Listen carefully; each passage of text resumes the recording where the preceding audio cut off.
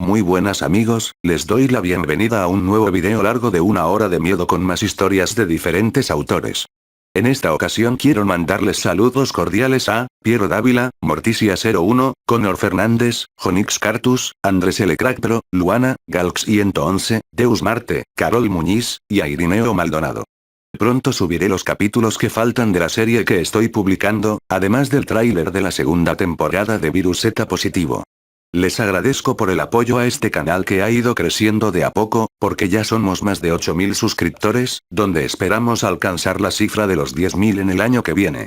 Muchas gracias a todos, y ahora los dejo para que disfruten escuchando de 3 nuevas historias que les quiero compartir a continuación.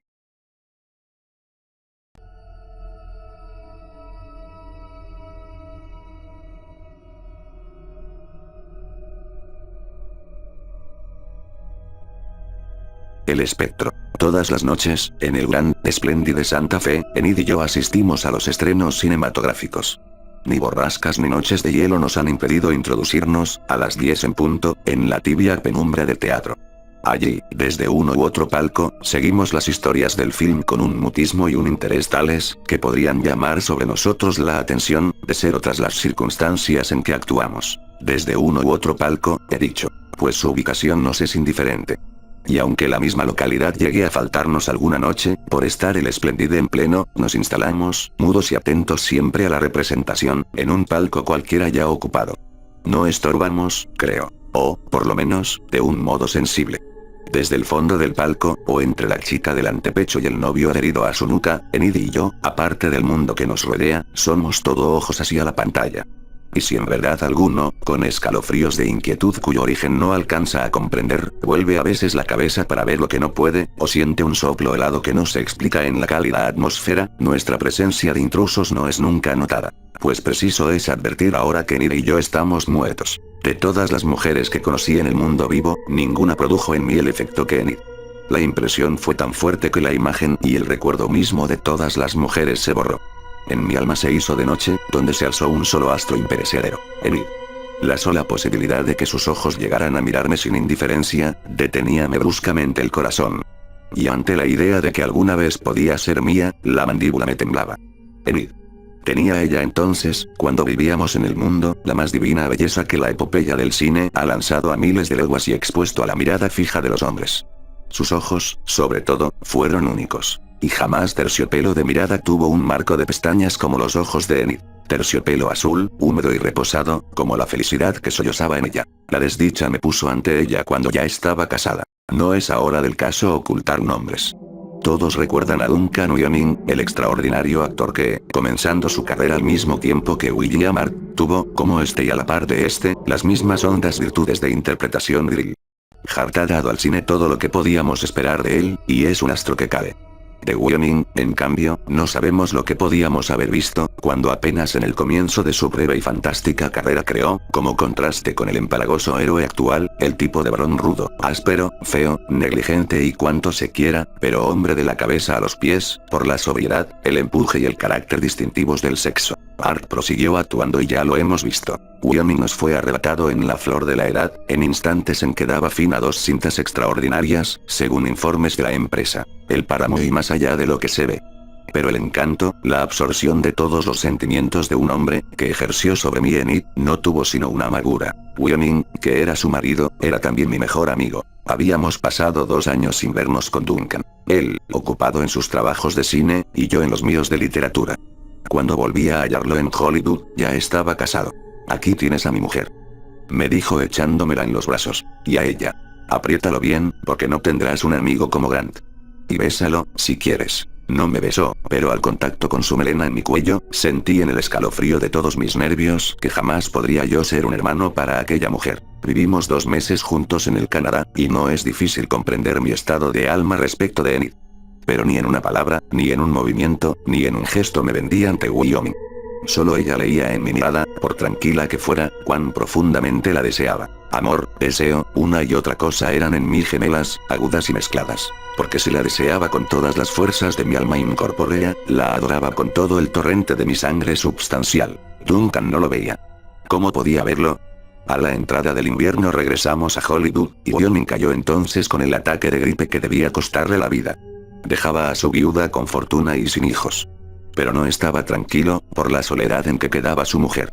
No es la situación económica, me decía, sino el desamparo moral. Y en este infierno del cine. En el momento de morir, bajándonos a su mujer y a mí hasta la almohada, y con voz ya difícil. Confíate a Grant, Enid, mientras lo tengas a él, no temas nada. Y tú, viejo amigo, vela por ella. Sé su hermano, no prometas. Ahora puedo ya pasar al otro lado. Nada de nuevo en el dolor de Enid y el mío. A los 7 días regresábamos al Canadá, a la misma choza estival que un mes antes nos había visto a los 3 cenar ante la carpa. Como entonces, Enid miraba ahora el fuego, achuchada por el sereno glacial, mientras yo, de pie, la contemplaba. Y Duncan no estaba más. Debo decirlo. En la muerte de Wyoming yo no vi sino la liberación de la terrible águila enjaulada en nuestro corazón, que es el deseo de una mujer a nuestro lado que no se puede tocar. Yo había sido el mejor amigo de Wyoming, y mientras él vivió, el águila no deseó su sangre. Se alimentó, la alimenté, con la mía propia. Pero entre él y yo se había levantado algo más consistente que una sombra. Su mujer fue, mientras él vivió, y lo hubiera sido eternamente, intangible para mí. Pero él había muerto. No podía Wyoming exigirme el sacrificio de la vida en que él acababa de fracasar. Y Enid era mi vida, mi porvenir, mi aliento y mi ansia de vivir, que nadie, ni Duncan, mi amigo íntimo, pero muerto, podía negarme. Vela por ella, sí, más dándole lo que él le había restado al perder su turno. La adoración de una vida entera consagrada a ella. Durante 2 meses, a su lado de día y de noche, velé por ella como un hermano. Pero al tercero caí a sus pies. Enid me miró inmóvil, y seguramente subieron a su memoria los últimos instantes de Wyoming, porque me rechazó violentamente. Pero yo no quité la cabeza de su falda. Te amo, Enid, le dije. Sin ti me muero. Tú, Guillermo. Murmuró ella. Es horrible oírte decir esto. Todo lo que quieras, repliqué. Pero te amo inmensamente. Cállate, cállate. Y te he amado siempre, ya lo sabes. No sé. Sí, lo sabes. Enid me apartaba siempre, y yo resistía con la cabeza entre sus rodillas. Dime que lo sabías. No, cállate. Estamos profanando. Dime que lo sabías. Guillermo. Dime solamente que sabías que siempre te he querido. Sus brazos se rindieron cansados, y yo levanté la cabeza. Encontré sus ojos al instante, un solo instante, antes que Enid se doblegara a llorar sobre sus propias rodillas. La dejé sola. Y cuando 1 hora después volví a entrar, blanco de nieve, nadie hubiera sospechado, al ver nuestro simulado y tranquilo afecto de todos los días, que acabábamos de tender, hasta hacerlas sangrar, las cuerdas de nuestros corazones. Porque en la alianza de Enid y Wyoming no había habido nunca amor. Faltóle siempre una llamarada de insensatez, extravío, injusticia, la llama de pasión que quema la moral entera de un hombre y abrasa a la mujer en largos sollozos de fuego. Enid había querido a su esposo, nada más. Y lo había querido, nada más que querido ante mí, que era la cálida sombra de su corazón, donde ardía lo que no le llegaba de Wyoming, y donde ella sabía iba a refugiarse todo lo que de ella no alcanzaba hasta él. La muerte, luego, dejando eco que yo debía llenar con el afecto de un hermano, a ella, Enid, que era mi sola sed de dicha en el inmenso mundo. A los 3 días de la escena que acabo de relatar regresamos a Hollywood. Y un mes más tarde se repetía exactamente la situación. Yo de nuevo a los pies de Enid con la cabeza en sus rodillas, y ella queriendo evitarlo. Te amo cada día más, Enid. Guillermo. Dime que algún día me querrás. No. Dime solamente que estás convencida de cuánto te amo. No. Dímelo. Déjame. ¿No ves que me estás haciendo sufrir de un modo horrible? Y al sentirme temblar mudo sobre el altar de sus rodillas, bruscamente me levantó la cara entre las manos. Pero déjame, te digo. Déjame. ¿No ves que también te quiero con toda el alma y que estamos cometiendo un crimen? 4 meses justos, 120 días transcurridos apenas desde la muerte del hombre que ella amó, del amigo que me había interpuesto como un velo protector entre su mujer y un nuevo amor. Abrevio. Tan hondo y compenetrado fue el nuestro, que aún hoy me pregunto con asombro qué finalidad absurda pudieron haber tenido nuestras vidas de no habernos encontrado por bajo de los brazos de Wyoming. Una noche, estábamos en Nueva York, me enteré que se pasaba por fin El Páramo, una de las 2 cintas de que he hablado, y cuyo estreno se esperaba con ansiedad. Yo también tenía el más vivo interés de verla, y se lo propuse a Enid. ¿Por qué no? Un largo rato nos miramos. Una eternidad de silencio, durante el cual el recuerdo galopó hacia atrás entre derrumbamiento de nieve y caras agónicas. Pero la mirada de Enid era la vida misma, y presto entre el terciopelo húmedo de sus ojos y los míos no me dio sino la dicha convulsiva de adorarnos. Y nada más. Fuimos al Metropole, y desde la penumbra rojiza del palco vimos aparecer, enorme y con el rostro más blanco que la hora de morir, a Duncan Wyoming. Sentí temblar bajo mi mano el brazo de Enid. Duncan. Sus mismos gestos eran aquellos. Su misma sonrisa confiada era la de sus labios. Era su misma enérgica figura la que se deslizaba adherida a la pantalla. Y a 20 metros de él, era su misma mujer la que estaba bajo los dedos del amigo íntimo.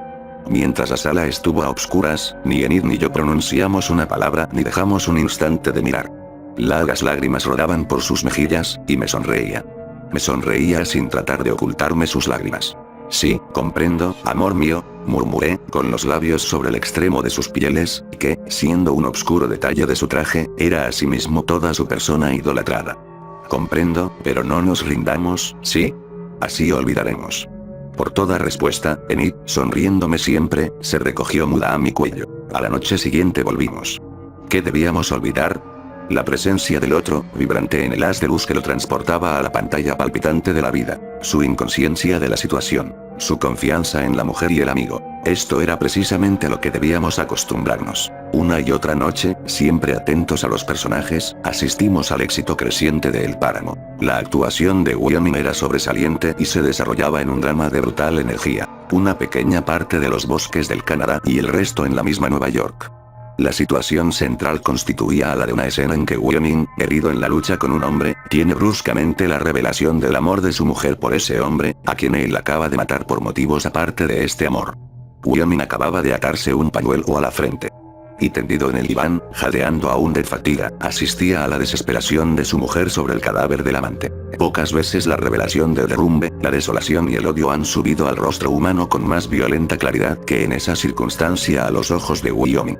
La dirección del film había exprimido hasta la tortura aquel prodigio de expresión, y la escena se sostenía un infinito número de segundos, cuando uno solo bastaba para mostrar al rojo blanco la crisis de un corazón en aquel estado. Enid y yo, juntos e inmóviles en la oscuridad, admirábamos como nadie al muerto amigo, cuyas pestañas nos tocaban casi cuando Wyoming venía desde el fondo a llenar él solo la pantalla. Y al alejarse de nuevo a la escena del conjunto, la sala entera parecía estirarse en perspectiva. Y Enid y yo, con un ligero vértigo por este juego, sentíamos aún el roce de los cabellos de Duncan que habían llegado a rozarnos. ¿Por qué continuábamos yendo a Metropole? ¿Qué desviación de nuestras conciencias nos llevaba allá noche a noche a empapar en sangre nuestro amor inmaculado? ¿Qué presagio nos arrastraba como a sonámbulos ante una acusación alucinante que no se dirigía a nosotros, puesto que los ojos de Wyoming estaban vueltos al otro lado? ¿A dónde miraban? No sé a dónde, a un palco cualquiera de nuestra izquierda. Pero una noche noté, lo sentí en la raíz de los cabellos, que los ojos se estaban volviendo hacia nosotros. Enid debió de notarlo también, porque sentí bajo mi mano la honda sacudida de sus hombros. Hay leyes naturales, principios físicos que nos enseñan cuán fría magia es esa de los espectros fotográficos danzando en la pantalla, remedando hasta en los más íntimos detalles una vida que se perdió. Esa alucinación en blanco y negro es solo la persistencia helada de un instante, el relieve inmutable de un segundo vital. Más fácil nos sería ver a nuestro lado a un muerto que deja la tumba para acompañarnos, que percibir el más leve cambio en el rostro lívido de un film. Perfectamente. Pero a despecho de las leyes y los principios, Wyoming nos estaba viendo. Si para la sala, El Páramo era una ficción novelesca, y Wyoming vivía solo por una ironía de la luz. Si no era más que un frente eléctrico de láminas sin costados ni fondo, para nosotros, Wyoming, Enid y yo, la escena filmada vivía flagrante, pero no en la pantalla, sino en un palco, donde nuestro amor sin culpa se transformaba en monstruosa infidelidad ante el marido vivo. Farsa del actor. Odio fingido por Duncan ante aquel cuadro de El Páramo. ¡No! Allí estaba la brutal revelación. La tierna esposa y el amigo íntimo en la sala de espectáculos, riéndose, con las cabezas juntas, de la confianza depositada en ellos. Pero no nos reíamos, porque noche a noche, palco tras palco, la mirada se iba volviendo cada vez más a nosotros. Falta un poco aún. Me decía yo. Mañana será, pensaba Enid. Mientras el Metropole ardía de luz, el mundo real de las leyes físicas se apoderaba de nosotros y respirábamos profundamente. Pero en la brusca cesación de luz, que como un golpe sentíamos dolorosamente en los nervios, el drama espectral nos cogía otra vez. A 1000 leguas de Nueva York, encajonado bajo tierra, estaba tendido sin ojos Duncan Wyoming. Mas su sorpresa ante el frenético olvido de Enid, su ira y su venganza estaban vivas allí, encendiendo el rastro químico de Wyoming, moviéndose en sus ojos vivos, que acababan, por fin, de fijarse en los nuestros. Enid ahogó un grito y se abrazó desesperadamente a mí. Guillermo. Cállate, por favor. Es que ahora acaba de bajar una pierna del diván. Sentí que la piel de la espalda se me erizaba, y miré. Con lentitud de fiera y los ojos clavados sobre nosotros, Wyoming se incorporaba del diván. Enid y yo lo vimos levantarse, avanzar hacia nosotros desde el fondo de la escena, llegar al monstruoso primer plano, un fulgor deslumbrante nos cegó, a tiempo que Enid lanzaba un grito. La cinta acababa de quemarse. Mas, en la sala iluminada las cabezas todas estaban vueltas hacia nosotros. Algunos se incorporaron en el asiento a ver lo que pasaba. La señora está enferma. Parece una muerta. Dijo alguno en la platea. Más muerto parece él. Agregó otro. ¿Qué más? Nada, sino que en todo el día siguiente Enid y yo no nos vimos. Únicamente al mirarnos por primera vez de noche para dirigirnos al Metropole, Enid tenía ya en sus pupilas profundas la tiniebla del más allá, y yo tenía un revólver en el bolsillo. No sé si alguno en la sala reconoció en nosotros a los enfermos de la noche anterior. La luz se apagó, se encendió y tornó a apagarse, sin que lograra reposarse una sola idea normal en el cerebro de Guillermo Grant, y sin que los dedos crispados de este hombre abandonaran un instante el gatillo. Yo fui toda la vida dueño de mí. Lo fui hasta la noche anterior, cuando contra toda justicia un frío espectro, que desempeñaba su función fotográfica de todos los días, crió dedos estranguladores para dirigirse a un palco a terminar el film. Como en la noche anterior, nadie notaba en la pantalla algo anormal, y es evidente que Wyoming continuaba jadeante adherido al diván. Pero Enid entre mis brazos. Tenía la cara vuelta a la luz, pronta para gritar, cuando Wyoming se incorporó por fin. Yo lo vi adelantarse, crecer, llegar al borde mismo de la pantalla, sin apartar la mirada de la mía. Lo vi desprenderse, venir hacia nosotros en el haz de luz, venir en el aire por sobre las cabezas de la platea, alzándose, llegar hasta nosotros con la cabeza vendada. Lo vi extender las zarpas de sus dedos, a tiempo que Enid lanzaba un horrible alarido, de esos en que con una cuerda vocal se ha rasgado la razón entera, e hice fuego. No puedo decir qué pasó en el primer instante. Pero en pos de los primeros momentos de confusión y de humo, me vi con el cuerpo colgado fuera del antepecho, muerto. Desde el instante en que Wyoming se había incorporado en el diván, dirigí el cañón del revólver a su cabeza. Lo recuerdo con toda nitidez. Y era yo quien había recibido la bala en la sien. Estoy completamente seguro de que quise dirigir el arma contra Duncan. Solamente que, creyendo apuntar al asesino, en realidad apuntaba contra mí mismo. Fue un error, una simple equivocación, nada más. Pero que me costó la vida. 3 días después Enid quedaba a su vez desalojada de este mundo. Y aquí concluye nuestro idilio. Pero no ha concluido aún. No son suficientes un tiro y un espectro para desvanecer un amor como el nuestro. Más allá de la muerte, de la vida y de sus rencores, Enid y yo nos hemos encontrado. Invisibles dentro del mundo vivo, Enid y yo estamos siempre juntos, esperando el anuncio de otro estreno cinematográfico. Hemos recorrido el mundo. Todo es posible esperar menos que el más leve incidente de un film pase inadvertido a nuestros ojos. No hemos vuelto a ver más el páramo. La actuación de Wyoming en él no puede ya depararnos sorpresas, fuera de las que tan dolorosamente pagamos. Ahora nuestra esperanza está puesta en más allá de lo que se ve. Desde hace 7 años la empresa filmadora anuncia su estreno y hace 7 años que Enid y yo esperamos. Duncan es su protagonista, pero no estaremos más en el palco, por lo menos en las condiciones en que fuimos vencidos. En las presentes circunstancias, Duncan puede cometer un error que nos permita entrar de nuevo en el mundo visible, del mismo modo que nuestras personas vivas, hace 7 años, le permitieron animar la helada lámina de su film. Enid y yo ocupamos ahora, en la niebla invisible de lo incorpóreo, el sitio privilegiado de acecho que fue toda la fuerza de Wyoming en el drama anterior. Si sus celos persisten todavía, si se equivoca al vernos y hace en la tumba el menor movimiento hacia afuera, nosotros nos aprovecharemos. La cortina que separa la vida de la muerte no se ha descorrido únicamente en su favor, y el camino está entreabierto. Entre la nada que ha disuelto lo que fue Wyoming, y su eléctrica resurrección, queda un espacio vacío.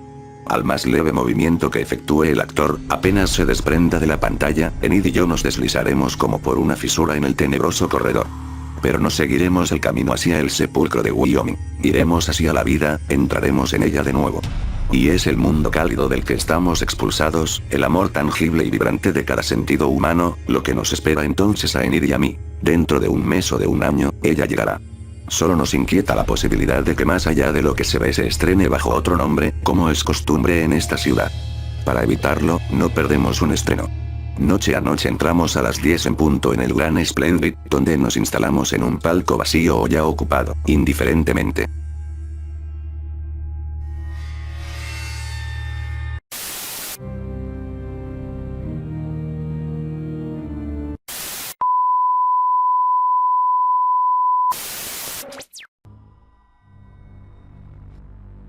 El devorador de fantasmas. ¿Locura? Quisiera poder pensar así. Pero cuando estoy a solas, tras caer la noche, en los desolados lugares a donde me llevan mis vagabundeos, y escucho, cruzando los vacíos infinitos, los ecos demoníacos de esos gritos y gruñidos, y ese detestable crujido de huesos, me estremezco de nuevo con el recuerdo de aquella espantosa noche. Sabía menos de Montería en aquellos días, aunque ya entonces la naturaleza me llamaba tan fuerte como lo hace ahora. Hasta esa noche me había cuidado siempre de contratar un guía, pero las circunstancias me forzaron bruscamente a desenvolverme por mis propios medios. Era mediados del verano en Maine, y a pesar de mi gran necesidad en ir desde Mayfair a Glendale antes del siguiente mediodía, no pude encontrar quien me guiara.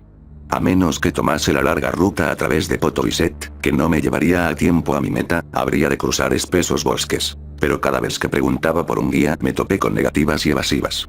Forastero como era, me resultaba extraño que cada cual tuviera una rápida excusa.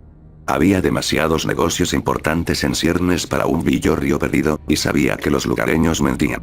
Pero todos tenían deberes imperiosos, o eso decían, y no podían más que asegurarme que la senda a través de los bosques era muy sencilla, corriendo recta hacia el norte y sin la menor dificultad para un mozo vigoroso. Si partía cuando la mañana era aún temprana, aseguraban, podría llegar a Glendale a la puesta del sol y evitar una noche al raso. Aún entonces no sospeché nada. La perspectiva parecía buena, y decidí intentarlo a solas, dejando a los perezosos pueblerinos atrás con sus asuntos. Probablemente podría haberlo intentado aún recelando, porque la juventud es testaruda, y desde la niñez me había reído de supersticiones y cuentos de viejas. Así, antes que el sol se estuviera en alto, me había encaminado entre los árboles por la trocha serpenteante con el almuerzo en la mano y la automática en el bolsillo y el cinturón repleto de crujientes billetes de gran valor. A juzgar por las distancias que me habían dado y el conocimiento de mi propia velocidad, supuse que llegaría a Glendale un poco después del ocaso. Pero sabía que retrasándome durante la noche por algún error de cálculo, tenía suficiente experiencia en acampada como para no amilanarme. Además, mi presencia en el punto de destino no era verdaderamente necesaria hasta el mediodía siguiente. Era el clima lo que amenazaba mis planes. El sol, conforme subía, abrasaba aún a través de lo más espeso del follaje, consumiendo mis energías a cada paso. A mediodía, mis ropas estaban empapadas de sudor y me sentí flaquear a pesar de toda mi resolución. Al internarme más profundamente obstruido y en muchos puntos casi bloqueado por la maleza. Debían haber pasado semanas, quizás meses, desde que alguien atravesara aquella ruta, y comencé a preguntarme si, después de todo, podría cumplir mi programa. A fin, sintiéndome verdaderamente famélico, busqué la zona más profunda de sombra que pude encontrar y procedí a almorzar el tentempié que el hotel me había preparado. Eran algunos sándwiches insípidos, un pedazo de pastel rancio y una botella de vino muy flojo. Aún no siendo un suntuoso festín, fue bastante bienvenido por alguien en mi estado de acalorado agotamiento. Hacía demasiado calor para que el fumar fuera gratificante, así que no saqué mi pipa. En cambio, cuando hube acabado mi comida me tumbé a lo largo bajo los árboles, tratando de reposar un rato antes de emprender la última etapa de mi camino. Supongo que fui un estúpido por beber ese vino, porque, flojo como era, fue bastante para rematar el trabajo que bochornoso y opresivo día había comenzado. Mi plan consistía en una simple y momentánea relajación, pero, con apenas un bostezo de aviso, caí en un profundo sueño. Cuando abrí los ojos, el crepúsculo se cerraba a mi alrededor. Un viento acariciaba mis mejillas, devolviéndome rápidamente mi pleno sentido, y mientras ojeaba al cielo vi con aprensión que apresuradas nubes negras estaban creando un sólido muro de oscuridad, indicio de violenta tormenta. Ahora sabía que no podría llegar a Glendale antes de la mañana, pero la perspectiva de una noche en los bosques, mi primera noche de acampada solitaria en la espesura, parecía muy repugnante bajo esas especiales condiciones. En un instante resolví avanzar durante un rato al menos, con la esperanza de encontrar algún cobijo antes que la tempestad se desencadenara. La oscuridad se extendía sobre los bosques como un pesado manto. Las nubes bajas se tornaban aún más amenazadoras, y el viento arreciaba a un verdadero vendaval. El relámpago de un distante rayo iluminó el cielo, seguido de un ominoso retumbar que parecía esconder algún maligno propósito. Entonces sentí una gota de lluvia sobre mi mano tendida y, todavía caminando automáticamente, me resigné a lo inevitable. Otro momento y había visto el resplandor, la luz de una ventana a través de árboles y oscuridad. Pendiente de tan solo refugiarme, me apresuré hacia allí. Quisiera Dios que me hubiera dado la vuelta y huido. Había una especie de claro imperfecto, en cuya parte más alejada, con su saga contra el bosque primitivo, se levantaba una construcción. Había esperado encontrar una choza o una cabaña, pero me detuve sorprendido cuando divisé una casita limpia y de buen gusto con tejado de dos vertientes, de unos 70 años de antigüedad a juzgar por su arquitectura, aunque todavía en un estado de conservación que demostraba la atención más celosa y civilizada. A través de los pequeños paneles de una de las ventajas inferiores brillaba una intensa luz, y hacia ella asusado por el impacto de otra gota de lluvia me apresuré cruzando el claro, aporreando ruidosamente las puertas tan pronto como alcancé las escaleras. Con prontitud, mis golpes tuvieron respuesta en una voz profunda y agradable que pronunció una sola palabra. Adelante. Empujando la puerta desatrancada, entré en un penumbroso salón alumbrado desde un zaguán abierto a la derecha, más allá del cual había una habitación atestada de libros con la ventana iluminada. Mientras cerraba la puerta exterior a mi espalda, no pude por lo menos que reparar en un extraño aroma en la casa. Un perfume débil, elusivo, casi definible que de alguna forma sugería a animales. Mi anfitrión, supuse, debía ser un trampero que regentaba sus negocios allí mismo. El hombre que había hablado se sentaba en una amplia butaca junto a una mesa central de mármol, con su forma enjuta envuelta en una larga bata gris. La luz de una poderosa lámpara de petróleo resaltaba sus facciones agudas y afeitadas, con lustroso y fino cabello largo y bien peinado, regulares cejas castañas que se unían en ángulo inclinado sobre la nariz, orejas bien formadas, emplazadas abajo y atrás en la cabeza, y amplios y expresivos ojos grises, casi luminosos en su interés. Al sonreír una bienvenida, mostró un magnífico juego de firmes dientes blancos, y mientras me señalaba una silla con un ademán, me percaté de la delgadez de sus delicadas manos, con largos y ahusados dedos de rojizas y almendreadas uñas ligeramente curvas y exquisitamente maniculosas. No podía menos de preguntarme por qué un hombre de tan avasalladora personalidad podría elegir la vida de recluso. Perdón por la intromisión, me excusé. Pero estoy tratando de llegar a Glendale antes de la mañana, y una tormenta me hizo buscar un refugio. Como corroborando mis palabras, en este momento llegó un intenso relámpago, una reverberación chasqueante y la primera descarga de un aguacero torrencial que batía demencialmente contra las ventanas. Mi anfitrión, que parecía ajeno a los elementos, me dedicó otra sonrisa al responder. Su voz era entonada y bien modulada, y sus ojos mostraban una serenidad casi hipnótica. Sea bienvenido a la hospitalidad que yo pueda ofrecerle, aunque me temo que no sea mucha. Tengo una pierna tullida, por lo que tendrá que hacerse cargo.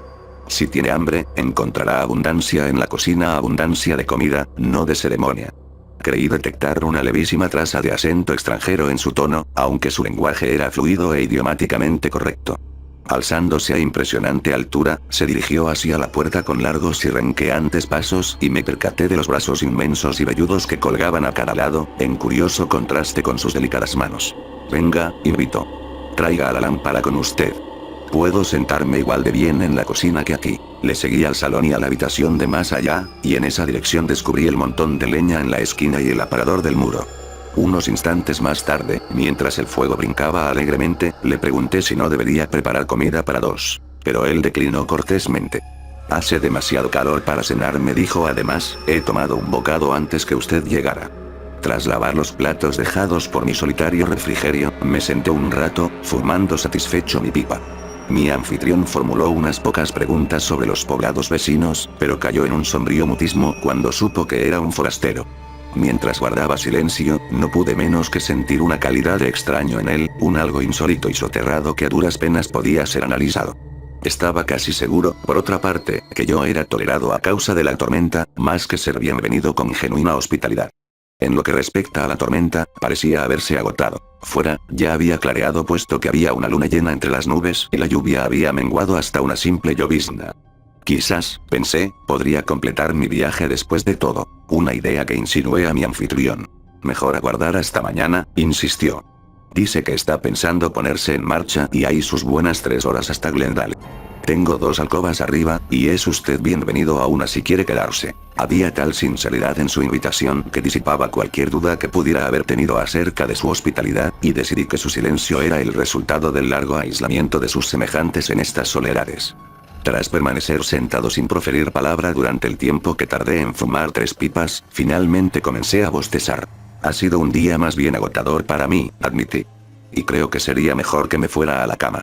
Debo levantarme al alba, ya sabe, y retomar mi camino. Mi anfitrión agitó el brazo hacia la puerta, a través de la que podía ver el salón y las escaleras. Venga, me indicó. Lleve la lámpara con usted. Es la única que tengo, pero no me importa sentarme en la oscuridad, la verdad. La mitad del tiempo no la enciendo, cuando estoy solo. El petróleo es difícil de conseguir aquí y voy raramente al pueblo. Su alcoba es la de la derecha, al final de las escaleras. Tomando la lámpara, y volviéndome en el salón para desearle buenas noches, pude ver sus ojos relucir, de una forma parecida a la fosforescencia, en la oscurecida estancia que había abandonado. Durante un momento pensé en la jungla y en los círculos de ojos que a veces fulguran justo más allá del radio de la hoguera. Luego, subí las escaleras. Mientras alcanzaba el segundo piso, pude escuchar a mi anfitrión renqueando por el salón hacia la habitación de abajo y comprendí que se movía con seguridad a pesar de la oscuridad. Verdaderamente, tenía poca necesidad de lámpara. La tormenta había acabado, y al entrar en la habitación asignada la descubrí iluminada por los rayos de la luna llena que caían sobre la cama desde la ventana sin cortinas orientada hacia el sur. Apagando la lámpara y sumiendo la casa en la oscuridad a excepción de los rayos de la luna, olfateé un punzante olor que se imponía sobre el aroma del queroseno, el olor casi animal que había notado al entrar en el lugar. Crucé hasta la ventana y la abrí de par en par, inspirando profundamente el fresco y limpio aire nocturno. Cuando comenzaba a desvestirme me detuve casi instantáneamente, reparando en el cinturón de dinero, aún situado sobre mi cintura. Quizás, reflexioné, convenía no ser imprudente o descuidado, ya que había leído acerca de hombres que aguardaban solo una ocasión para robar o incluso dar muerte a los extraños en el interior de sus moradas. Así, colocando las ropas de cama para hacerlas parecer a una figura dormida, alcancé la única silla de la estancia entre las envolventes sombras, cargando y encendiendo de nuevo mi pipa, y tomando asiento para descansar o vigilar, según lo requiriera la ocasión. No podía llevar mucho rato sentado cuando mis sensibles oídos captaron el sonido de pisadas subiendo las escaleras. Todos los viejos cuentos sobre anfitriones ladrones vinieron a mi cabeza, pero otro instante de escucha reveló que las pisadas eran francas, fuertes y descuidadas, sin atisbos de disimulo. Mientras que los pasos de mi anfitrión, por lo que había oído desde el final de las escaleras, eran zancadas blandas y renqueantes. Apagando las brasas de mi pipa, la puse en mi bolsillo. Después, empuñando y teniendo mi automática, me levanté de la silla y caminé de puntillas por la estancia, agazapándome tensamente en un punto desde el que podía cubrir la puerta. Esta se abrió, y en el pozo de luz lunar entró un hombre que nunca había visto. Alto, de anchas espaldas y distinguido, con el rostro medio tapado por la espesa barba cuadrada y el cuello cubierto con una gran pieza de tela negra, de un corte tan obsoleto en América que le señalaba, indudablemente, como extranjero. Cómo había entrado en la casa sin que me apercibiera es algo fuera de mi entendimiento, no pudiendo creer ni por un instante que estuviera oculto en la otra alcoba del salón abajo. Mientras le observaba pensativamente bajo engañosos rayos de luna, me pareció que podía ver directamente a través de la robusta forma. Pero quizás esto solo fue una ilusión derivada de mi repentina sorpresa. Percatándose del desarreglo de la cama, pero desdeñando evidentemente la fingida ocupación, el extranjero musitó algo para sí mismo en una lengua extraña y procedió a desnudarse. Lanzando sus ropas a la silla que había desocupado, se metió en la cama, se arropó y en 1 o 2 segundos, estaba resollando con la regular respiración de alguien profundamente dormido. Mi primer pensamiento fue buscar a mi anfitrión y pedirle una explicación, pero un segundo más tarde decidí que sería mejor asegurarse que tal incidente no es una secuela de mi sueño de borracho en los bosques. Aún me sentía flojo, desmayado y, a despecho de mi reciente cena, estaba tan hambriento como si no hubiera comido nada desde el almuerzo del mediodía. Crucé hacia la cama y la alcancé, haciendo el hombro del durmiente. Enseguida, lanzando un ahogado grito de miedo enloquecido y atónito estupor, retrocedí con pulso palpitante y ojos desorbitados. Puesto que mis dedos engalfados habían pasado directamente a través del durmiente, alcanzado únicamente las sábanas de debajo. Un análisis completo de mis sensaciones enervadas y confundidas sería inútil. El hombre era intangible, aun cuando todavía podía verle, escuchar su respiración regular y observar su figura medio envuelta de lado bajo las sábanas. Y entonces, mientras estaba a punto de creerme loco bajo hipnosis, escuché otras pisadas en las escaleras blandas, almohadilladas, perrunas, pisadas cojeantes, tamborileando hacia arriba, arriba, arriba y otra vez el punzante olor animal, ahora con redoblada intensidad. Aturdido y alucinado, me arrastré una vez más tras la protección de la puerta abierta, estremecido hasta la médula, pero ya resignado a cualquier destino conocido o desconocido. Entonces, en ese pozo de fantasmal luz lunar, irrumpió la enjuta forma de un gran lobo gris. Cojo, según pude ver, pues una de las patas traseras se mantenía en el aire, como herida por algún tiro perdido. La bestia giró la cabeza en mi dirección, y la pistola resbaló de mis temblorosos dedos resonando sordamente contra el suelo. La ascendente sucesión de horrores había paralizado rápidamente mi voluntad y conciencia, porque los ojos que ahora fulguraban mirándome desde esa cabeza infernal eran los fosforescentes ojos grises de mi anfitrión, tal y como me habían observado a través de la oscuridad de la cocina. Ni siquiera sé si me vio. Los ojos fueron desde mi dirección hacia la cama y contemplaron con glotonería al espectral durmiente. Luego, la cabeza se echó atrás, y de esa demoníaca garganta brotó el más espantoso ulular que haya oído jamás. Un aullido ronco, nauseabundo, lobuno, que casi hizo detenerse a mi corazón. La forma en la cama se removió, abrió los ojos y se encogió ante la vista. El animal se agachó de forma estremecedora, y entonces mientras la etérea figura lanzaba un grito de mortal angustia humana y terror que ningún espectro de leyenda podría falsificar, saltó directo hacia la garganta de su víctima, con los blancos y firmes dientes reluciendo a la luz de la luna mientras se cerraban sobre la yugular del vociferante fantasma. El grito terminó con un gorgoteo ahogado en sangre y los espantados ojos humanos se vidriaron. Aquel grito me impulsó a la acción, y en un segundo había recuperado mi automática y vaciado el cargador en la monstruosidad lobuna ante mí. Pero escuché el impacto de cada bala mientras se enterraba en el muro opuesto sin encontrar resistencia. Mis nervios se dieron. El terror ciego me lanzó hacia la puerta y me hizo mirar atrás para ver que el lobo había hundido sus dientes en el cuerpo de su víctima. Entonces llegó aquella impresión sensorial culminante y el arrollador pensamiento derivado. Era el mismo cuerpo que yo había atravesado con la mano momentos antes, pero mientras me abalanzaba por esa negra escalera de pesadilla, pude escuchar el astillarse de los huesos. ¿Cómo encontré el camino de Glendale o cómo conseguí atravesarlo? Supongo que jamás lo sabré. Solo sé que el alba me encontró en la colina al límite de los bosques, con la escarpada población bajo mis pies y la cinta azul del Catacua centellando en la distancia. Destocado, sin chaqueta, con el rostro tiznado y empapado de sudor, como si hubiera pasado la noche bajo tormenta, renuncié a entrar en el pueblo hasta recobrar un poco, al menos, la compostura. Al fin emprendí camino colina abajo por las estrechas calles empedradas de portales coloniales, hasta llegar a la casa Lafayette, cuyo propietario me miró intrigado. ¿De dónde vienes tan temprano, hijo? ¿Cómo traes esa facha? Acabo de llegar atravesando los bosques desde Mayfair. ¿Has venido a través de los bosques del diablo esta noche y solo? El anciano me dedicó una indispuesta mirada mezcla de horror e incredulidad. ¿Por qué no? Repuse. No podría haberlo hecho a tiempo por el Potoiset, y debía estar aquí a mediodía, lo más tardar. Y esta noche hubo luna llena. Dios mío. ¿Viste algo de Basilio Kranikov el conde? Oiga, ¿tengo cara de tonto? ¿Qué quiere reírse de mí? Pero su tono fue tan grave como el de un sacerdote al replicar. Debes ser nuevo por aquí, hijito. Si no, sabrías todo acerca de los bosques del diablo, la luna llena, Vasily y el resto. Me sentí algo atontado, aunque sabía que no debía mostrarme demasiado serio tras mis primeras afirmaciones. Vamos, sé que se muere por contármelo. Soy como un burro todo orejas. Entonces contó la leyenda a su manera seca, despojándola de vitalidad y credibilidad por falta de colorido, detalles y atmósfera. Pero yo no necesitaba de la vitalidad o credibilidad que cualquier poeta pudiera haber dado.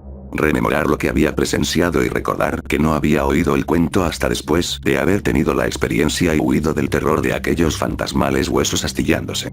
Antes había unos pocos rusos instalados entre aquí y Mayfair, llegaron tras uno de aquellos follones nihilistas, allá en Rusia. Vasily Kranikov era uno de ellos, un tío alto, delgado y bien plantado con brillante pelo rubio y modales encantadores. Pero se decía que era un sirviente del demonio, un hombre lobo y un devorador de hombres. Se edificó una casa en los bosques, como a un tercio del camino entre esto y Mayfair, y allí vivió solo. De vez en cuando llegaba un viajero de los bosques con algún cuentecillo extraño acerca de haber sido perseguido por un gran lobo con relucientes ojos humanos como los de Kranikov. Una noche, alguien le pegó un tiro al lobo, y la siguiente vez que el ruso vino a Glendale cojeaba. Eso encajaba todo. Ya no eran simples sospechas, sino hechos probados. Entonces mandó a Mayfair por el conde, su nombre era Feodor Chernevsky, y había comprado la vieja casa Fuller de tejado a 2 aguas en State Street para que acudiera a verle. Todos previnieron al conde, que era un buen hombre y un espléndido vecino, pero él dijo que sabía cuidar de sí mismo. Era la noche de luna llena. Era valiente como él solo, y cuanto hizo fue pedir a algunos de sus hombres, que tenía cerca del lugar, que le siguieran a casa de Vasily si no volvía en un plazo prudencial. Así lo hicieron y me dices, hijito, que has estado cruzando esos bosques de noche. Ya le digo que sí, traté de no parecer un embustero. No soy ningún conde, y heme aquí para contarlo. Pero, ¿qué encontraron los hombres en casa de Okranikov?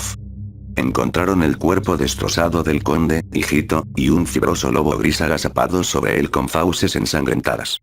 Puedes suponer lo que era el lobo. Y se cuenta que cada luna llena, pero hijito, ¿no viste ni oíste nada? Nada, hombre. Y dígame, ¿qué pasó con el lobo o Vasily Okranikov? Toma. Lo mataron, hijo, lo llenaron de plomo y lo enterraron en la casa, y luego prendieron fuego al lugar. Sabe que esto fue hace 60 años, cuando yo era un crío, aunque lo recuerde como si fuera ayer. Me volví con un encogimiento de hombros. Todo eso sonaba demasiado extraño, estúpido y artificial a plena luz del día.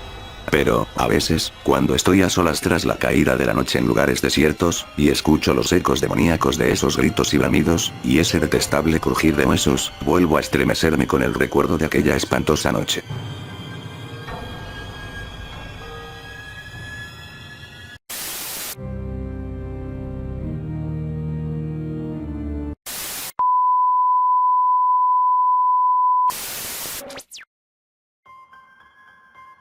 El sepulturero. Había muerto en San Rocco el viejo sepulturero.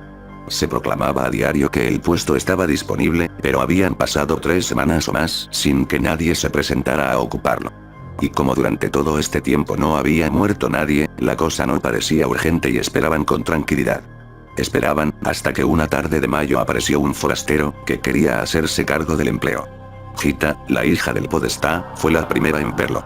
El hombre salió de la habitación de su padre, no lo había visto entrar, y caminó directamente hacia ella, como si hubiera estado esperando para encontrarla en el oscuro pasillo. ¿Tú eres su hija?, preguntó con una voz suave, dando un acento extraño a sus palabras. La joven asintió y se acercó a él, hasta una de las profundas ventanas a través de las cuales entraba el resplandor y el silencio del callejón envuelto en el atardecer. Allí permanecieron mirándose con atención. Gita estaba tan absorta en la contemplación del extraño, que no se dio cuenta sino un rato después de que también él debía haber estado observándola atentamente. Era alto y delgado y vestía un traje de viaje negro de corte extranjero. Su cabello era rubio y lo llevaba como una gente distinguida. A grandes rasgos, tenía algo de noble en su aspecto, podía pasar por un magistrado o un doctor. Era notable que fuera sepulturero. Gita buscó instintivamente sus manos. Él las sostuvo ante ella, ambas, como un niño. No es un trabajo duro, dijo él. Y aunque ella seguía mirando sus manos, sintió la sonrisa de sus labios como un rayo de sol. Entonces fueron los dos juntos hasta la entrada de la casa. Las calles ya oscurecían. ¿Es lejos de aquí?, preguntó el extraño y miró las casas que se extendían hasta el final del callejón. Estaban todas desocupadas. No, no es demasiado lejos, pero te acompañaré, ya que no conoces el camino, forastero. ¿Lo conoces tú?, preguntó el hombre con seriedad. Lo conozco bien, lo he aprendido desde chica, pues me conducía a mi madre, que nos fue quitada demasiado pronto. Ella descansa allí, te mostraré el lugar. Entonces avanzaron calladamente, sus pasos sonaban como un solo paso en la quietud. De pronto dijo el hombre de negro. ¿Qué edad tienes, Gita? 16, respondió la joven, estirándose un poco. 16 y con cada día un poco más. El extraño sonrió. Pero, dijo ella también sonriendo, ¿qué edad tienes tú? Mayor que tú, Gita, casi el doble. Y con cada día mucho, mucho mayor. En esto llegaron hasta la entrada del cementerio. Allí está la casa en la que has de vivir, junto al depósito de cadáveres, dijo la muchacha y señaló con la mano entre los barrotes del portal hacia el otro extremo del cementerio, donde se veía una pequeña casa cubierta por completo de hierba. Así que aquí es, exclamó el hombre sacudiendo la cabeza y echó una mirada a su nueva tierra, de un extremo al otro. Por cierto, ¿era un hombre viejo el anterior sepulturero de aquí?, preguntó. Sí, un hombre muy viejo.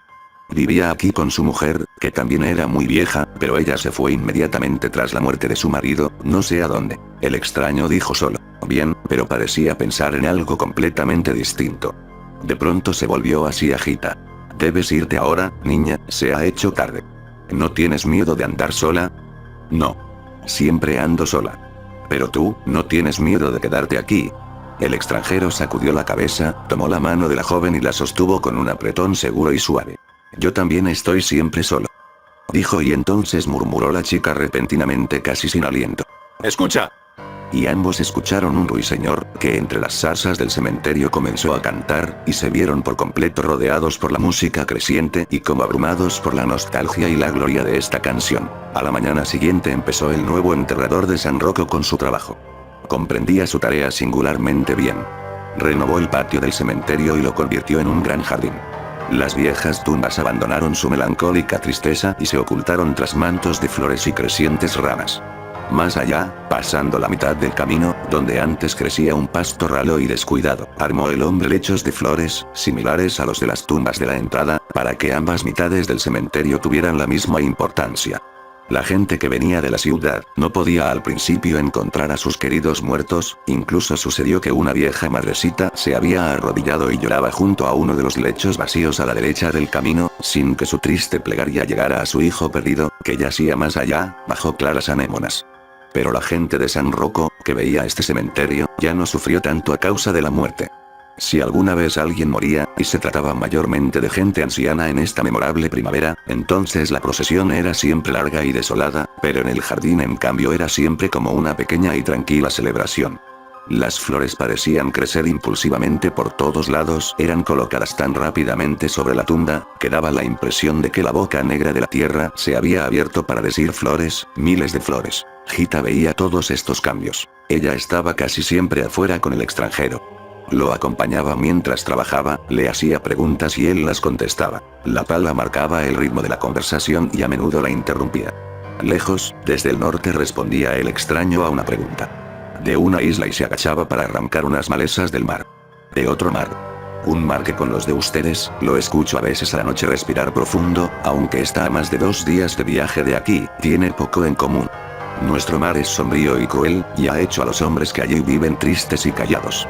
En primavera hay constantes tormentas bajo las que nada puede crecer, así que mayo pasa desaprovechado. En invierno hiela y convierte a todos los habitantes de la isla en prisioneros. ¿Hay muchos hombres en las islas? No muchos. ¿También mujeres? También. ¿Y niños? Sí, niños. ¿Y muertos? Y muchos muertos, hay muchos que trae el mar y los deja por la noche en las playas. Quien los encuentra no se asusta, sino que lo acepta como alguien que lo sabe hace mucho tiempo. Hay entre nosotros un anciano, que nos ha sabido contar de una isla, a la que el sombrío mar llevó tantos muertos, que ya no había lugar para los vivos. Estaban acorralados por los cadáveres. Quizás sea solo una historia, quizás se haya equivocado el anciano que la contaba. Yo no la creo. Yo creo que la vida es más fuerte que la muerte. Gita permaneció un rato callada y luego dijo. Y, sin embargo, mamá murió. El hombre dejó de trabajar y se apoyó en la pala. Sí, yo también conozco una mujer que murió. Pero ella lo quería. Sí, dijo la muchacha seriamente, puedo imaginarme que la gente lo desee. La mayoría de las personas lo quieren y juntamente mueren esos pocos que desean vivir. Son arrastrados, no se les pregunta. He recorrido mucho mundo, Gita, he hablado con muchas personas y les he preguntado desde el corazón. Pero no había ninguno entre ellos que no quisiera morir. Abiertamente, muchos decían lo contrario y por eso su miedo se hacía más fuerte. Pero los hombres no lo dicen todo. En el fondo estaba la voluntad, el deseo callado, que caía hacia la muerte, como el fruto del árbol. Es algo que no se puede detener. Así llegó el verano. Y cada nuevo día, que empezaba con el despertar de los pequeños pájaros, encontraba a Gita afuera junto al forastero del norte. En casa se le advirtió, se la regañó, se intentó controlarla y castigarla para que no saliera. Todo fue en vano. Gita le correspondía al extranjero como una herencia. Una vez lo mandó a llamar el podestá, que era un hombre poderoso con una voz gruesa y amenazante. ¿Tiene usted una hija solitaria, señor Lignola?, contestó el forastero a todos los reproches que se le hicieron, tranquilo y haciendo una pequeña reverencia. No puedo impedirle estar a mi lado y cerca de su madre. No le he regalado ni prometido nada, ni jamás la he llamado. Esto dijo, respetuoso y seguro, y se marchó, pues como había dicho, no había nada más que agregar. Ahora florecía el jardín y valía la pena, por las 4 esquinas crecía el trabajo que se le había hecho. Y a veces se podía cerrar temprano y sentarse en el pequeño banco que estaba delante de la casa y contemplar el atardecer suave y sublime. Entonces preguntaba Gita y el extraño respondía y entre tanto había largas pausas silenciosas. Hoy quiero contarte sobre un hombre al que se le murió su amada esposa, empezó una vez el extraño tras una de tales pausas. Sus manos temblaban, una envuelta en la otra. Era otoño y él sabía que ella moriría. Los médicos lo decían, aunque pudiera ser que se equivocaran, pero la misma mujer lo decía antes que ellos. Y ella nunca fallaba. ¿Quería ella morirse?, preguntó Gita, pues el hombre había hecho una pausa. Ella quería, Gita. Ella quería algo distinto que la vida. Siempre había tenido mucha gente alrededor, quería estar sola.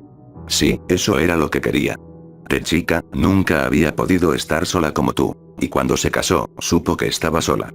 Y ella quería estar sola, pero no saberlo. ¿No era bueno su marido? Era bueno, Gita, pues la amaba y ella a él, y sin embargo, ellos no se tocaban. Las personas están terriblemente lejos unas de otras y aquellos que se aman suelen estarlo mucho más. Se arrojan todas sus cosas el uno al otro y no las atrapan, y queda todo tirado entre ellos y se amontona hasta que les impide verse el uno al otro o acercarse. Pero yo quería contarte de la mujer que murió. Ocurrió una mañana y el hombre, que no había dormido, se sentó a su lado y la vio morir. Ella se enderezó de pronto y levantó la cabeza y su vida entera pareció ocurrir en su rostro y se había acumulado y allí estaba como cientos de flores en su semblante. Y la muerte vino y las arrancó de un manotazo, las arrancó como de arcilla blanda y dejó su rostro completamente desnudo, otra vez largo y delgado. Sus ojos seguían abiertos y sobresalían, si los cerraba, serían como caparazones que llevan un molusco muerto. Y el hombre, que no podía soportar que los ojos, que ya no podían ver siguieran abiertos, cortó del jardín 2 pimpollos duros y tardíos y los dejó sobre los párpados, como carga. Entonces quedaron los ojos cerrados, y él se sentó y miró largamente el rostro muerto. Y cuanto más lo miraba, veía con mayor nitidez, que suaves olas de vida bañaban aún los bordes de su rostro y se retiraban lentamente. Él se acordó oscuramente de haber visto esas olas en su rostro en una hora hermosa y supo que su verdadera vida era esa que él no había llegado a conocer del todo. La muerte no se la había quitado, se había dejado engañar por tantas cosas que habían surgido en su rostro, esas eran las flores que había cortado, junto con el suave contorno de su perfil. Pero la otra vida seguía en ella, un rato antes había inundado sus quietos labios y ahora se retiraba, flotaba en silencio y se reunía sobre su roto corazón. Y el hombre que había amado a esta mujer, amado irremediablemente, como ella a él, sintió un inefable anhelo de atrapar esta vida que a la muerte se le había escapado. No era él el único, que podía hacerlo, el heredero de sus flores y libros y de los suaves vestidos que seguían teniendo el olor de su cuerpo. Pero no sabía cómo retener esa tibieza que flotaba tan implacablemente sobre sus mejillas, cómo atraparla, con qué sacarla. Buscó la mano de la muerta, que yacía sobre la cama, abierta y vacía como la cáscara de un fruto descorazonado. El frío de esta mano era mudo y uniforme y daba la sensación de ser algo que hubiera estado toda la noche olvidado bajo el rocío, para ser secado luego en el frío y rápido viento matutino. Entonces se movió algo súbitamente en el rostro de la muerta. El hombre miró tenso. Todo estaba quieto, pero de pronto palpitó el capullo que estaba sobre el ojo izquierdo. Y el hombre vio que también la rosa del derecho estaba más grande y seguía creciendo. El rostro se acostumbró a la muerte, pero las rosas brotaron como ojos que miraban hacia otra vida. Y cuando se hizo la tarde de un día silencioso, el hombre llevó 2 rosas grandes y rojas en su mano temblorosa hasta la ventana. En ellas, que luchaban contra la gravedad, llevaba él su vida, la abundancia de su vida, que él tampoco había podido atrapar. El extraño apoyó la cabeza en la mano y permaneció sentado en silencio. Cuando se sacudió, preguntó Gita. ¿Y entonces? Entonces siguió adelante, ¿qué otra cosa podía hacer? Pero él no creía en la muerte, solo creía que las personas no pueden acercarse unas a otras, ni los vivos ni los muertos. Y esa es su desgracia, no que ella haya fallecido. Sí, eso lo sé yo también, que uno no puede ayudar, dijo Gita con tristeza. Yo tenía un pequeño conejito blanco, que era completamente manso y no podía estar sin mí. Y luego enfermó, se le hinchó el cogote y sufría como un ser humano. Y me miró y me rogó con sus pequeños ojos, tenía la esperanza, la fe, de que yo pudiera ayudarlo. Y finalmente dejó de mirarme y murió en mi regazo como si estuviera solo, como si estuviera a 100 millas de mí. Uno no debería acostumbrarse a ningún animal, Gita, esa es la verdad. De esa forma, se carga con una culpa, se hacen promesas que no se pueden cumplir. Nuestra parte en la relación es una falla constante. Y con las personas no es distinto, solo que ahí los dos son culpables, el uno con el otro. Y eso es el amor, ser culpables mutuamente, nada más, Gita, nada más. Lo sé, dijo Gita, pero eso ya es mucho. Y luego anduvieron juntos tomados de la mano por el cementerio, paseando y sin pensar que pudiera ser de otra manera a como era. Pero sí lo fue. Llegó agosto y un día de agosto, en que las calles de la ciudad parecían en fiebre, abrumadoras, inquietas, sin viento. El forastero esperaba a Gita en la puerta del cementerio, pálido y serio. He tenido un mal sueño, Gita, exclamó. Ve a tu casa y ya no vuelvas, ya te avisaré cuando puedas venir. Probablemente tenga bastante trabajo ahora. Que estés bien. Ella, sin embargo, se arrojó en su pecho y lloró. Y él la dejó llorar, tanto como quisiera, mirándola tranquilamente. El extraño no se había equivocado. Enseguida empezó a haber trabajo en serio. A diario ingresaban 2 o 3 cortejos fúnebres. Muchos ciudadanos los seguían. Eran entierros ricos y festivos, en los que no faltaban el incienso y los cantos. El hombre sabía, sin embargo, lo que todavía no se había dicho. La peste había entrado en la ciudad. Los días se hicieron cada vez más calurosos y picantes bajo un cielo mortuorio, las noches venían y no refrescaban. El miedo y el espanto caían en las manos de aquellos que trabajaban y en los corazones de aquellos que amaban, y los paralizaban. Y había completo silencio en las casas, como en día de ayuno o en medio de la noche. Pero las iglesias estaban llenas de rostros perturbados. Y de pronto empezaban a sonar las campanas y todos salían, rompiendo en exclamaciones, como si animales salvajes hubieran saltado contra las cuerdas y se ensañaran con ellas. Así sonaban, desesperados. En estos días terroríficos, el enterrador era el único que trabajaba. Sus brazos se fortalecían a causa de la demanda, y había una cierta alegría en él, la alegría de su sangre que se aceleraba. Pero una mañana, cuando se despertó tras haber dormido un poco, vio frente a él a Gita. ¿Estás enfermo? No, él entendió poco a poco lo que ella, apresurada y confusa, le contaba. Ella dijo que la gente de San Rocco estaba en camino a buscarlo. Quieren matarte porque dicen que tú has traído la peste, has hecho montículos y tumbas del lado vacío del cementerio, donde no había nada. Y con esto has llamado a los muertos. Huye, huye. Rogó Gita y se echó apasionadamente en sus rodillas, como si cayera de lo alto de una torre. Y en el camino ya se veía una mancha oscura, que se hinchaba y se acercaba. La polvareda avanzaba. Y del murmullo ahogado de la multitud se escapaban ya algunas palabras fuertes y amenazas. Gita se levantó y cayó de nuevo de rodillas y quiso arrastrar con ella al forastero. Él, sin embargo, se mantuvo en pie como si fuera de piedra, se mantuvo firme y le ordenó a ella que se metiera en la casa y lo esperara allí. Ella obedeció.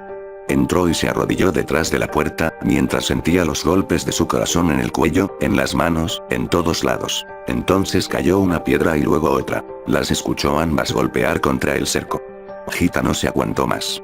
Abrió bruscamente la puerta y corrió directamente hacia la tercera piedra, que le abrió la frente. El extraño la atajó cuando caía y la llevó adentro de la pequeña y oscura casa. Y el pueblo gritando llegó ante el cerco bajo, que no podía protegerlos. Pero entonces ocurrió algo inesperado, temible. El pequeño escribiente calvo, Teopilo, se colgó de pronto de su vecino, el herrero de la callejuela de esta Trinidad. Él tambaleó y sus ojos se revolvieron de una manera particular. Y en ese mismo momento, un muchacho en la tercera fila empezó a temblar, y detrás de él gritó una mujer, una embarazada, gritó y todos conocían estos gritos y se chocaban unos con otros, locos de miedo.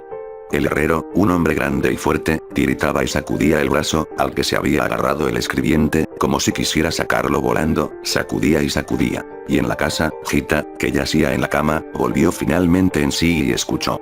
Se alejan, dijo el forastero, que se inclinaba a su lado.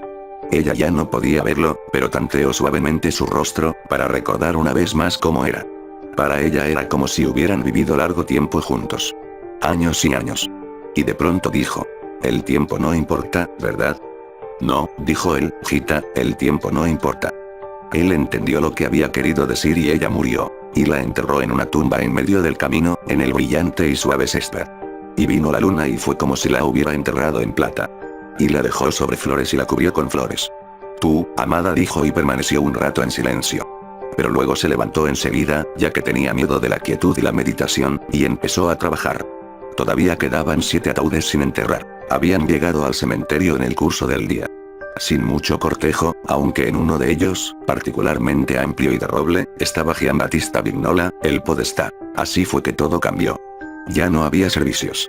En lugar de un muerto con muchos vivos, llegaba ahora siempre un solo vivo y traía en su carro 3 o 4 ataúdes, el rojo Pipo, que estaba hecho para su oficio. El forastero midió entonces cuánto espacio le quedaba, quizás para 15 tumbas. Y así empezó con su trabajo, y al comienzo era solo su pala la única voz en la noche. Hasta que de nuevo la muerte se escuchó en la ciudad. Pues ya no se contenía, ya no era ningún secreto. Cuando llegaba la enfermedad, o simplemente el miedo de ella, la muerte gritaba y gritaba hasta el final. Las madres temían a sus hijos, nadie reconocía al otro, como en la tremenda oscuridad. Algunos desesperados hacían orgías y cuando empezaban a tambalear, arrojaban a las prostitutas borrachas por la ventana, por miedo de que se hubieran agarrado la peste. Pero el forastero seguía cavando tranquilo. Tenía la sensación de que mientras él fuera el amo allí, entre estas 4 esquinas, mientras él pudiera ordenar el lugar, construir y, al menos por fuera, al menos mediante flores y lechos, darle un sentido a esta demencia y reconciliarla con la tierra, entonces la otra no tendría derecho, y podía ser que llegara un día en que la otra se cansara y renunciara. Entretanto, 2 tumbas ya estaban listas. Pero ella ya llegaba. Risas, voces y un carro arrastrándose. Este estaba cargado y cargado de cadáveres. El rojo Pipo había encontrado compañeros para que lo ayudaran, que sostenían ansiosos y a ciegas la abundante carga y tironeaban de uno que parece resistirse, hasta que por fin lo tiraron en el borde del cementerio. Y luego otro. El extraño permaneció quieto. Hasta que el cuerpo de una joven, desnuda y ensangrentada, con los cabellos desordenados, le cayó ante los pies. Esto lo impulsó a salir de nuevo a la noche y quiso continuar con su trabajo. Pero los borrachos no estaban dispuestos a dejarse ordenar. Siempre aparecía de nuevo el rojo Pipo, levantaba la lisa frente y arrojaba otro cuerpo por sobre el cerco. Así, los cadáveres se amontonaban en torno al callado trabajador. Cadáveres, cadáveres, cadáveres. La pala se movía cada vez con mayor dificultad. Las manos de los muertos mismas parecían estar dispuestas a impedirlo. En eso el forastero se detuvo. En su frente se veía el sudor. En su pecho algo luchaba. Entonces caminó hacia el borde del cerco, y como de nuevo la roja y redondeada cabeza de Pipo se levantaba, esgrimió con un amplio movimiento la pala, sintió cómo golpeaba y siguió mirando, mientras se retiraba, negro y mojado. La arrojó luego con fuerza y hundió la frente. Y avanzó de nuevo hacia su jardín en la noche, un hombre derrotado. Uno que había llegado demasiado pronto, excesivamente pronto.